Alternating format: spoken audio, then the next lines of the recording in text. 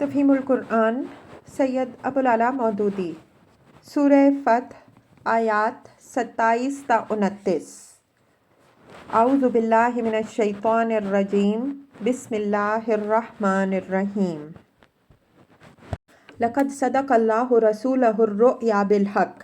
فی الواقع اللہ نے اپنے رسول صلی اللہ علیہ وآلہ وسلم کو سچا خواب دکھایا جو ٹھیک ٹھیک حق کے مطابق تھا۔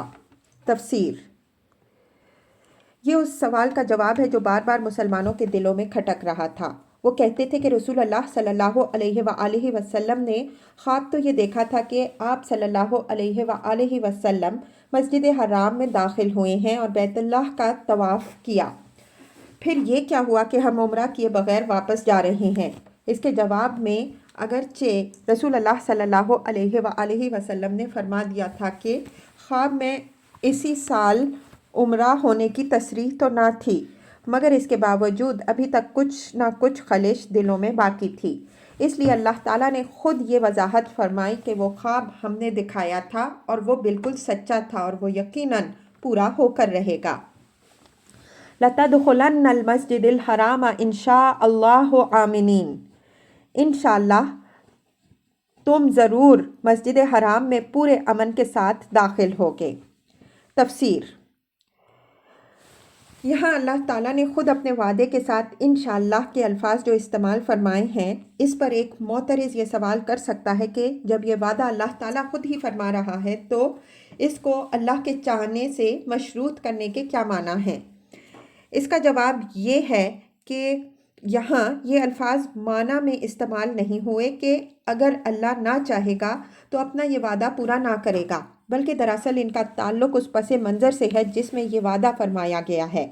کفار مکہ نے جس زعم کی بنا پر مسلمانوں کو عمرہ سے روکنے کا یہ سارا کھیل کھیلا تھا وہ یہ تھا کہ جس کو ہم عمرہ کرنے دینا چاہیں گے وہ عمرہ کر سکے گا، اور جب ہم اسے کرنے دیں گے اسی وقت وہ کر سکے گا۔ اس پر اللہ تعالیٰ نے فرمایا کہ یہ ان کی مشیت پر نہیں بلکہ ہماری مشیت پر موقوف ہے۔ اس سال عمرے کا نہ ہو سکنا اس لیے نہیں ہوا کہ کفار مکہ نے یہ چاہا کہ وہ نہ ہو، بلکہ یہ اس لیے ہوا کہ ہم نے اس کو نہ ہونے دینا چاہا، اور آئندہ یہ عمرہ اگر ہم چاہیں گے تو ہوگا، خواہ کفار چاہیں یا نہ چاہیں۔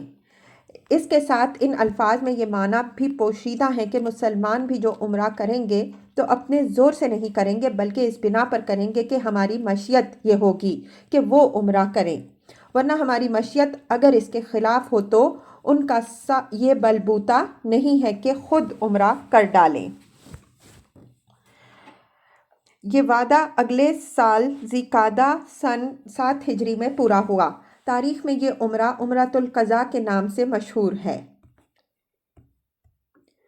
محلقین رؤوسکم، اپنے سر منڈواؤ گے، ومقصرین، اور اپنے بال ترشواؤ گے۔ تفسیر۔ یہ الفاظ اس بات پر دلالت کرتے ہیں کہ عمرے اور حج میں سر منڈوانا لازم نہیں ہے بلکہ بال ترشوانا بھی جائز ہے، البتہ سر منڈوانا افضل ہے کیونکہ اللہ تعالیٰ نے اسے پہلے بیان فرمایا اور بال ترشوانے کا ذکر بعد میں کیا۔ لا تخافون، اور تمہیں کوئی خوف نہ ہوگا، فعلم ما لم تعلموا، وہ اس بات کو جانتا تھا جسے تم نہ جانتے تھے، فجعل من دون ذلک فتحا قریبا، اس لیے وہ خواب پورا ہونے سے پہلے اس نے یہ قریبی فتح تم کو عطا فرمائی۔ هو الذی ارسل رسولہ بالہدی ودین الحق، وہ اللہ ہی ہے جس نے اپنے رسول صلی اللہ علیہ وآلہ وسلم کو ہدایت اور دین حق کے ساتھ بھیجا، لیظہرہ علی الدین کلہ، تاکہ اس کو پوری جنس دین پر غالب کر دے، وکفی باللہ شہیدا، اور اس حقیقت پر اللہ کی گواہی کافی ہے۔ تفسیر۔ اس مقام پر یہ بات ارشاد فرمانے کی وجہ یہ ہے کہ حدیبیہ میں جب معاہدہ صلح لکھا جانے لگا اس وقت کفار مکہ نے حضور صلی اللہ علیہ وآلہ وسلم کے اسم گرامی کے ساتھ رسول اللہ کے الفاظ لکھنے پر اعتراض کیا، اور ان کے اصرار پر حضور صلی اللہ علیہ وآلہ وسلم نے خود معاہدے کی تحریر میں سے یہ الفاظ مٹا دیے تھے۔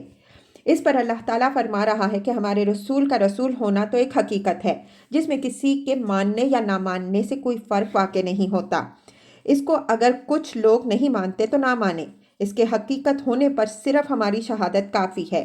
ان کے انکار کر دینے سے یہ حقیقت بدل نہیں جائے گی، بلکہ ان کے الرغم اس ہدایت اور اس دین حق کو پوری جنس دین پر غلبہ حاصل ہو کر رہے گا جسے لے کر یہ رسول صلی اللہ علیہ وآلہ وسلم ہماری طرف سے آیا ہے، خواہ یہ منکرین اسے روکنے کے لیے کتنا ہی زور مار کر دیکھ لیں۔ پوری جنس دین سے مراد زندگی کے وہ تمام نظام ہیں جو دین کی نوعیت رکھتے ہیں۔ اس کی مفصل تشریح اس سے پہلے تفہیم القرآن جلد 4 تفسیر سورہ زمر حاشیہ 3 اور تفسیر سورہ شورى حاشیہ 20 میں ہم کر چکے ہیں۔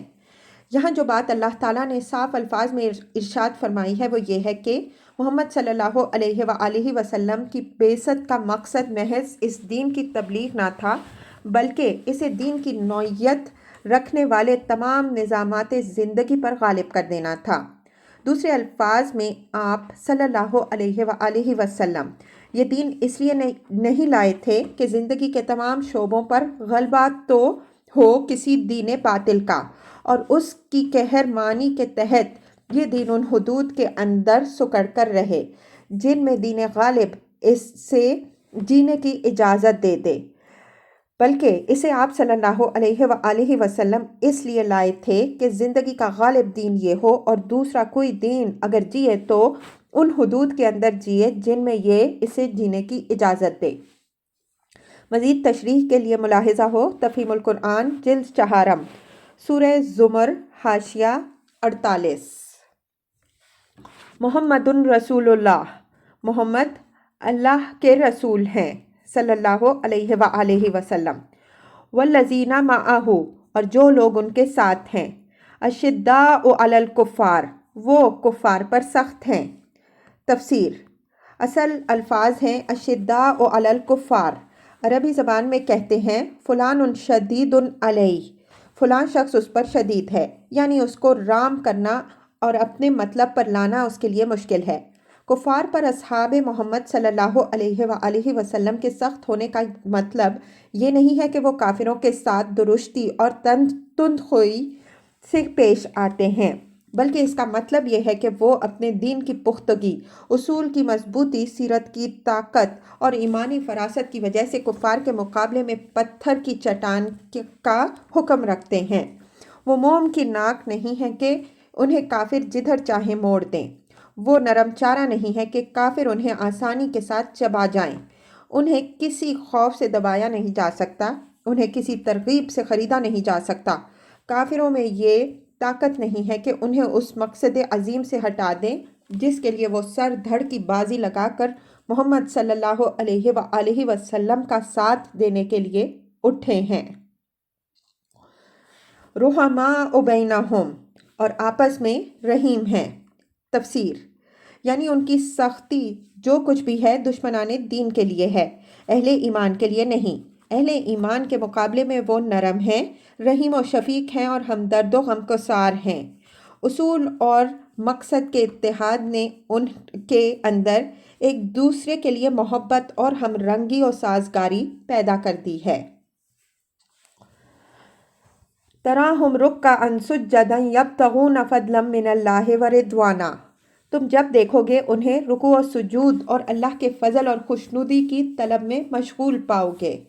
سیماہم فی وجوہہم من اثر السجود، سجود کے اثرات ان کے چہروں پر موجود ہیں جن سے وہ الگ پہچانے جاتے ہیں۔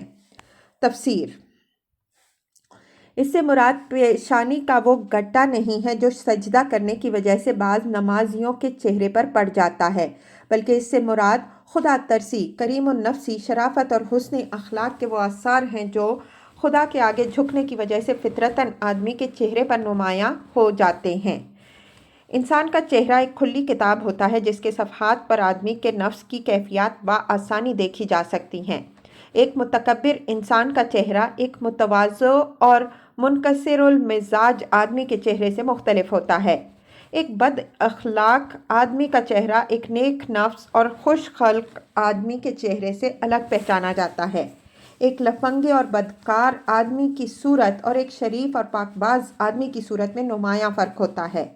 اللہ تعالیٰ کے ارشاد کا منشا یہ ہے کہ محمد صلی اللہ علیہ وآلہ وسلم کے یہ ساتھی تو ایسے ہیں کہ ان کو دیکھتے ہی ایک آدمی بیک نظر یہ معلوم کر سکتا ہے کہ یہ خیر الخلائق ہیں، کیونکہ خدا پرستی کا نور ان کے چہروں پر چمک رہا ہے۔ یہ وہی چیز ہے جس کے متعلق امام مالک رحمہ اللہ بیان کرتے ہیں کہ جب صحابہ کرام رضی اللہ عنہم اجمعین کی فوجیں شام کی سرزمین میں داخل ہوئیں تو شام کے عیسائی کہتے تھے کہ مسیح علیہ السلام کے حواریوں کی جو شان ہم سنتے تھے یہ تو اسی شان کے لوگ نظر آتے ہیں۔ ذالک مثلہم فی التوراۃ، یہ ہے ان کی صفت تورات میں۔